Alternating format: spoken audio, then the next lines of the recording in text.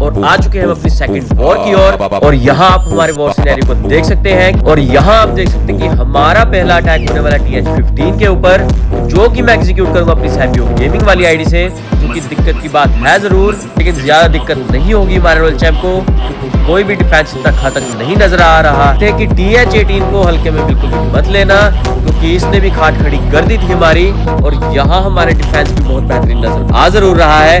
और attacking side को देखें तो हम शुरू करेंगे फ्रॉम द 3 o'clock।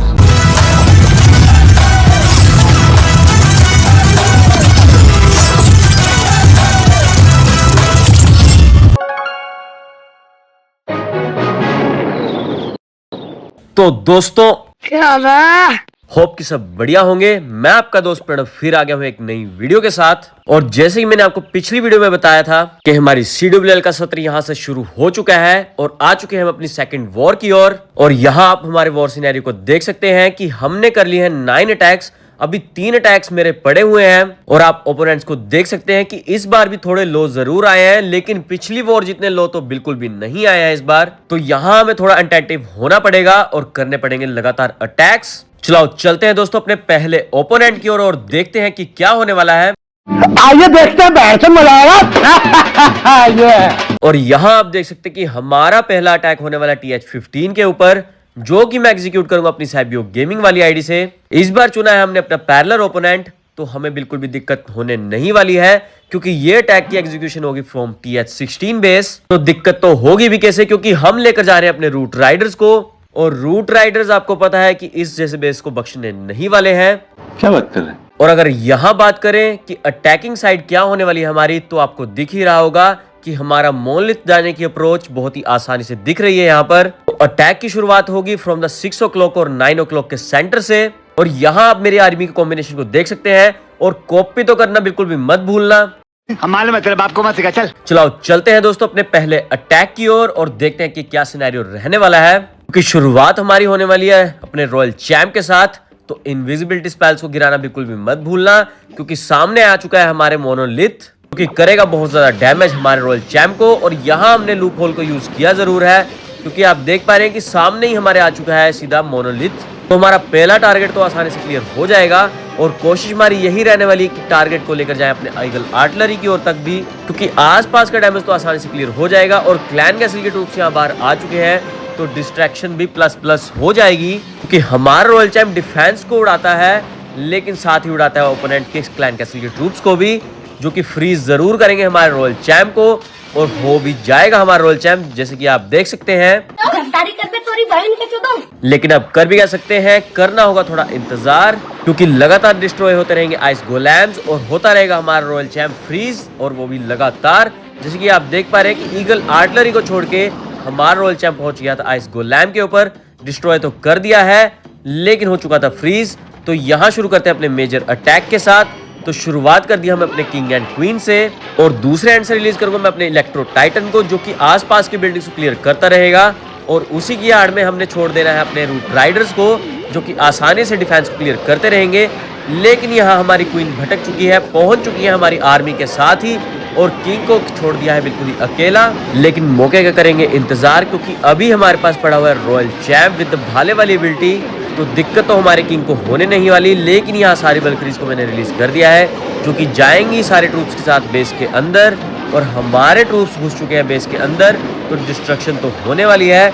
लेकिन दूसरे एंड पे आप देख सकते हैं कि सिंगल इन्फर्नो ने हमारे किंग को लपेटे में ले ही लिया था लगभग। लेकिन हमारे पास पड़ा हुआ स्पिरिट फॉक्स, जिसने बचा तो लिया, लेकिन यहाँ यूज करना पड़ेगा मुझे स्पाइकी बॉल का। और यहाँ डिस्ट्रक्शन आप देख पा रहे हैं कि बचा तो खास कुछ नहीं है, तो हमने यहीं से रिलीज कर दिया अपने रॉयल चैंप को। तो जल्दी से जल्दी निपटाएगा इस बेस के डिफेंसेस को भी। और आप अंदाजा लगा सकते हैं कि कितनी आसानी से हमने TH-15 को यहाँ पर उड़ा दिया है, जस्ट बिकॉज ऑफ अवर पक्की स्ट्रेटेजी। क्योंकि इतनी प्रैक्टिस करने के बाद हमारी स्ट्रेटेजी हाथों पर चढ़ चुकी है, और इस CWL में बचाने वाले हैं हम सभी धमाल, और ओपोनेंट्स का होने वाला है बुरा हाल। वाह वाह वाह, क्या बोला है मैंने दोस्तों। लेकिन बहुत ही आसानी से हमने ओपोनेंट के बेस को यहाँ पर उड़ा दिया है। यूज करिए रॉयल चैंप की एबिलिटी का, ताकि जल्दी से जल्दी निपटाया जाए इस अटैक को और चला जाए अपने अगले ओपोनेंट की ओर, जो कि होगा हमारा TH-18 बेस। देखने वाली बात यह है कि रेयन वाला बेस उस बेस को कवर कर भी पाएगा या नहीं, क्योंकि नीचे तो शो हो रहा है। चलो ये चलते हैं दोस्तों अपने रेयन वाले बेस की ओर पहले। और जैसे कि मैंने आपको पहले भी बताया था कि रेओन वाले बेस को हम खेलते हैं सिर्फ CWL के दौरान, तो हमारे पास यहाँ पर लिमिटेशन होती है कि हम कोई भी अपग्रेडेशन नहीं कर पाते क्योंकि हमारे पास तो कुछ होता ही नहीं है। इनके हाथ में सोने का लोटा दिया ना, फिर भी इन्होंने सिर्फ भीख ही मांगना। चलो आइए चलते हैं दोस्तों अपने अगले ओपोनेंट की ओर और देखते हैं कि क्या सिनेरियो रहने वाला है, क्योंकि आया तो हमारे सामने TH-18 है और अगर डिफेंस के मामले में देखें तो लग रहा है कि सारी की सारी बिल्डिंग्स लेवल 1 की नजर आ रही हैं। जैसे कि आप देख पा रहे हैं कि मोनलिथ भी पड़ा हुआ है लेवल 1 का, हमारे स्कैटर शॉट भी लेवल 1 के, विजार्ड्स भी लेवल 1 के, तो लेवल 1 बेस आ चुका है हमारे सामने, जिसमें सब कुछ आपको देखने को मिलेगा लेवल 1 का। 1-1 करते ये मत भूल जाना कि हमारा टारगेट क्या होने वाला है, तो हम यहाँ टारगेट करने वाले हैं अपने रिवेंज टावर को। तो आसानी से हमारी रॉयल चैंप वॉक भी चलने वाली है क्योंकि डिफेंस तो कुछ खास नजर नहीं आ रहा है। और आप यहाँ मेरी आर्मी को देख सकते हैं कि कॉम्बिनेशन बिल्कुल सेम रहने वाला है, क्योंकि पहले ये टैग में हमने दिखा दिया था ये कॉम्बिनेशन। तो मैं ज्यादा टाइम ना खोटी करते हुए चलते हैं अपने ओपोनेंट की ओर और शुरुआत करते हैं अपने रॉयल चैंप वॉक के साथ। तो शुरुआत होगी वहीं से जहां से हमने पिछले टैग से शुरू किया था और यहाँ थोड़ा टाइम पास कर सकते हैं क्योंकि हमारे इनविजिबल स्पेल को अभी छूटना नहीं है, क्योंकि कुछ खास डिफेंस नजर नहीं आ रहा है सामने, लेकिन नजर आ रहा है ओपोनेंट का गार्डियन जो कि लगातार अटैक करते जा रहा है। तो यहाँ हमारे रॉयल चैंप को थोड़ी बहुत दिक्कत हो सकती है, जैसे कि आप देख पा रहे हैं कि हमारी यहाँ एबिलिटी भी यूज हो चुकी है, जो कि दिक्कत की बात है जरूर, लेकिन ज्यादा दिक्कत नहीं होगी हमारे रॉयल चैंप को क्योंकि कोई भी डिफेंस इतना घातक नहीं नजर आ रहा है।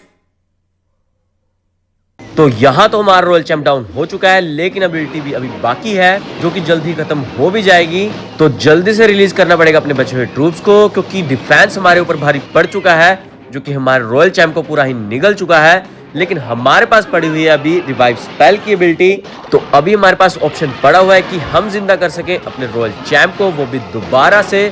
तो यहाँ मैंने अपनी आर्मी को रिलीज कर भी दिया है और यहाँ एक और गलती हो भी चुकी है कि हम अपने ट्रूप लॉन्चर को नहीं लेकर आए, तो यहाँ सेज बैरक से काम चलाना पड़ेगा। लेकिन हमारी क्वीन थोड़ी कंफ्यूज नजर आ रही है और साथ ही साथ कंफ्यूज नजर आ रहा है हमारा किंग भी, क्योंकि ओपोनेंट का मीनियन प्रिंस लगातार डैमेज करते जा रहा है। लेकिन दूसरी ओर से धमाल मचा रहे हैं हमारे रूट राइडर्स भी, लेकिन रिवेंज टावर ने थोड़ा ज्यादा धमाल मचा रखा है, जैसे कि आप देख पा रहे हैं कि लगातार डैमेज करते जा रहा है हमारे ट्रूप्स को। और यहाँ दूसरी ओर यूज करनी पड़ गई हमें किंग की एबिलिटी, जिसकी वजह से हमारे किंग और हमारा रॉयल चैंप डाउन हो चुका है। और यहाँ मैंने रिकॉल स्पेल का यूज किया अपनी क्वीन के ऊपर, साथ ही साथ यूज करनी पड़ेगी उसकी एबिलिटी भी, क्योंकि मीनियन प्रिंस लगातार डैमेज करते जा रहा है और दूसरे एंड से मेरे ट्रूप्स नजर नहीं आ रहे हैं। और मुझे लगता है कि हमारी यहाँ वार्डन की एबिलिटी रिलीज नहीं होने वाली, जो कि बहुत ही दिक्कत की बात है जरूर। लेकिन साथ ही साथ मैंने एक्टिव कर दिया अपने रॉयल चैंप को, जो कि आसपास के डिफेंस को उड़ाएगा, वो भी लगातार, और लगातार यूज करते रहेंगे हम अपने इनविजिबिलिटी स्पेल्स का भी। मुझे लगता नहीं कि इस बेस में अब कुछ बचा हुआ है, बचे हुए हमारे ट्रूप्स और साथ ही साथ पड़ी हुई हमारी वार्डन की एबिलिटी भी। तो दिक्कत तो होने वाली थी, लेकिन हमने बचा लिया है, वो भी लास्ट एंडिंग में। तो आप अंदाजा लगा सकते हैं कि TH-18 को हल्के में बिल्कुल भी मत लेना, क्योंकि इसने भी खाट खड़ी कर दी थी हमारी। अगर मेरे पास पड़े होते लो लेवल ट्रूप्स तो यहाँ दिक्कत हो सकती थी हमारे पास, लेकिन ये अटैक एग्जीक्यूट किया मैंने अपने रेओन वाले बेस से, तो दिक्कत तो होनी नहीं थी यहाँ पर। तो ले लिया आसानी से हमने 3 स्टार फिर से। और अब हम चलते हैं अपने जादू वाले बेस की ओर, क्योंकि वहां धमाल मचने वाला है, क्योंकि हमारे सामने आएगा टक्कर का ओपोनेंट।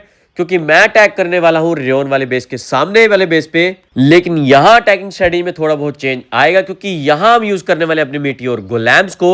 तो थोड़ी बहुत यहाँ दिक्कत टाइम को लेकर होगी जरूर, क्योंकि मीटियोर गोलैम्स मशहूर है हमारे कि वो टाइम पर अटैक को पूरा नहीं करते हैं। और यहाँ आप देख सकते हैं कि हमारा अगला ओपोनेंट क्या होने वाला है, और यहाँ हमारे डिफेंस भी बहुत बेहतरीन नजर आ जरूर रहा है। और अटैकिंग साइड को देखें तो हम शुरू करेंगे फ्रॉम द 3 o'clock, क्योंकि उस साइड पड़ा हुआ है बहुत सारा डिफेंस भी, साथ ही पड़ा हुआ है हमारा मोनलिथ।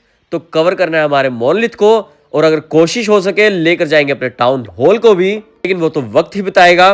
वैसे तो अगर गौर फरमाया जाए कि ओपोनेंट का जो डिफेंस है वो मेजरली है TH-16 लेवल का, यहाँ मोनलिथ और टाउन हॉल ही पहुंच चुका है TH-17 की ओर। तो दिक्कत तो यहाँ होने नहीं वाली कि हमारे जो मीटियोर गोलैम्स हैं वो शायद थोड़ी बहुत दिक्कत दे यहाँ पर।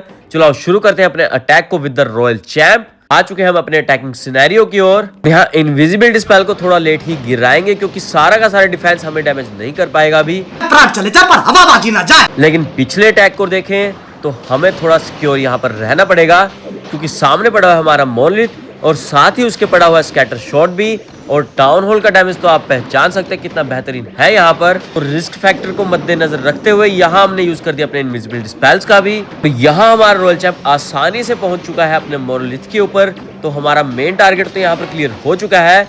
तो यहाँ ढक दिया हमने अपने इनविजिबल स्पेल से अपने मेन टारगेट को, चल चुके अपने अगले डिफेंसेस की ओर, क्योंकि हमारे इलेक्ट्रो बूट्स को और आसानी से इन डिफेंसेस को कवर करता रहेगा। क्योंकि कोशिश हमारी यही रहने वाली है कि लेकर जाए अपने रॉयल चैंप को टाउन हॉल की तरफ। और डायरेक्शन से लग रहा है कि आसानी से हमारा रॉयल चैंप पहुंच भी चुका है टाउन हॉल के ऊपर, और टाउन हॉल ने भी डैमेज करना शुरू कर दिया था। लेकिन यहाँ थोड़ा ट्रिकी अपनाया हमने, यूज कर दिया अपने भाले वाली एबिलिटी का, जिससे कि एक ही इनविजिबिलिटी स्पेल में आसानी से टाउन हॉल गायब होता नजर आ चुका है आपको। तो शुरुआत करते हैं अपनी मेन आर्मी से, क्योंकि मेन काम तो हो चुका है हमारा। यहाँ रिलीज कर दिया अपने किंग एंड क्वीन को, जिससे कि आसपास की बिल्डिंग्स आसानी से क्लियर हो भी जाएंगी। और दूसरे एंड से रिलीज करेंगे अपने मीटियोर गोलेम्स को, थोड़ा फैला कर गिरेंगे इस बार, क्योंकि बहुत सारी बिल्डिंग्स को उड़ाना है। तो टाइम लॉस का चक्कर यहाँ ना हो, तो इसको मद्देनजर रखते हुए हमने फैला कर गिरा इस बार मीटियोर गोलेम्स को। और साथ ही साथ रिलीज किया अपने ट्रूप लॉन्चर को भी। लेकिन यहाँ क्लैन कैसल के ट्रूप्स हमें डिस्ट्रॉय करने में लगे हुए हैं। लेकिन हमारे मीटियोर गोलेम्स भी कुछ कम नहीं है, पहुंच चुके हैं बेस के अंदर और आसानी से उड़ा रहे हैं ओपोनेंट के डिफेंसेस को भी। और साथ ही मैंने यूज कर दिया अपने रॉयल चैंप को भी, ताकि वो हमारे रूट राइडर्स के साथ आसानी से लगा रहे और उड़ा दे बहुत सारे डिफेंसेस। लेकिन यहाँ किंग हमें दिक्कत में नजर आ रहा है, क्योंकि ओपोनेंट का काफी डिफेंस किंग को घेर चुका था और साथ ही घेर चुके थे क्लैन कैसल के ट्रूप्स ही। और हमारी क्वीन तो अभी भी ढकी हुई नजर आ रही है। लेकिन हमारे मीटियोर गोलेम्स ने तबाही मचानी शुरू कर दी है और घुस गए हैं बिल्कुल बेस के भीतर और उड़ा रहे हैं बहुत सारे डिफेंसेस को भी, क्योंकि हमारा रॉयल चैंप भी लगा हुआ है उन्हीं के साथ। तो आसानी से वो वाला डिफेंस तो क्लियर हो जाएगा। लेकिन रॉयल चैंप यहाँ मुझे डाउन होता हुआ नजर आ रहा है, जो जल्दी से डाउन हो भी जाएगा। तो हमारे पास पड़ी हुई फिनिक्स वाली एबिलिटी, तो दिक्कत तो बिल्कुल होने नहीं वाली। लेकिन यहाँ रिलीज करते हैं अपनी क्वीन की एबिलिटी को, क्योंकि उसमें से निकलेगा एक जायंट। और अगर आप टाइम स्लॉट की ओर देखें तो हमारे पास पड़े हैं 40 सेकंड्स, जो कि बहुत गंभीर बात है जरूर, क्योंकि इतनी प्रैक्टिस करने के बाद भी हमारे मीटियोर गोलेम्स जो है वो आसानी से टाइमली अटैक को नहीं कवर कर पा रहे हैं। इसी वजह से मुझे एक्टिव करना पड़ा है अपने रॉयल चैंप को दोबारा से। यहाँ हमने ले लिया है 3 स्टार्स भी, और यहाँ कुल मिलाकर हमने ले लिया है इस वॉर में 9 स्टार्स। मगर लाडले क्योंकि बहुत ही बेहतरीन बात हो चुकी है। लेकिन ओपोनेंट्स का हो चुका है उतना ही बुरा हाल भी, कि इतनी आसानी से हम उन्हें जीतने तो नहीं दे सकते। रोज आते हैं इस उम्मीद पे, आज जीतेंगे, कल जीतेंगे, परसों जीतेंगे, रोज हारते हैं। लेकिन अब कर भी क्या सकते हैं दोस्तों, बस जीत की स्ट्रीक हमारी बनी रहनी चाहिए, बने रहने चाहिए आप सब लोग भी हमारे साथ। बस खेलते रहें clash of clans. I hope कि आपको आज का वीडियो बहुत ही बेहतरीन लगा होगा। बेहतरीन लगा है तो प्लीज लाइक दिस वीडियो। हम तो छोटे लोग हैं, हम तो सिर्फ वीडियो ही बना सकते हैं। और सब्सक्राइब करना आप सबका है काम, तो प्लीज कर लो सब्सक्राइब, क्योंकि मैं ऐसी मजेदार वीडियोस आप तक लाता रहूंगा। बस आपने करना क्या है, उस लाल बटन को दबाना है जितना हो सके उतना ज्यादा, और बेल आइकन को दबाना तो बिल्कुल भी मत भूलना, क्योंकि अभी आई हैं सिर्फ 2 वीडियोस हमारी CWL की, अभी पड़ी हमारी 5 वीडियोस। तो लगातार ये स्ट्रीक चलने वाली है। तो मेरे ये सारे के सारे काम आपने करने जरूर है, नहीं तो मिलेगी पनिशमेंट, वो भी मुझे। तो आज के लिए दोस्तों बस इतना ही। मैं मिलता हूं आपसे अपनी अगली वीडियो में, तब तक के लिए जय हिंद दोस्तों।